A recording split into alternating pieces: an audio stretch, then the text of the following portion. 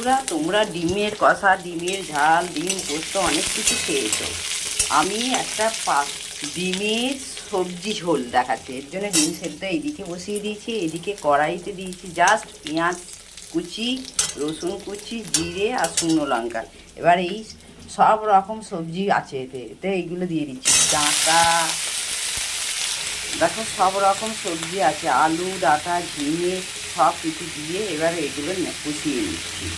দেখো সব রকম সবজি দিয়ে সবজিটা একটু ভাজা ভাজা হয়ে গেছে। আর আমি এই মশলার মধ্যে জাস্ট নিয়েছি জিরে, ধনে আর হলুদের গুঁড়ো দিয়ে গুলে নিয়েছি। এর থেকে আর কোনো বেশি মশলা আমি দেবো না। এই সবজি ডিমের ঝোলে দিয়ে দিলাম। দেখো কষিয়ে এবার আমি এতে জল দিয়ে দিলাম। জলটা যখন মরবে তখন আমি ডিম দিয়ে নাড়িয়ে নেব। দেখো এবার ঝোলটা কমে এসেছে। এতে আমি ডিমগুলো দিয়ে দিয়েছি। আমি না ভেজে দিয়েছি, তোমরা ভেজেও দিতে পারো। এটা হচ্ছে আমার ঠাকুমার সবজি ডিমের ঝোল।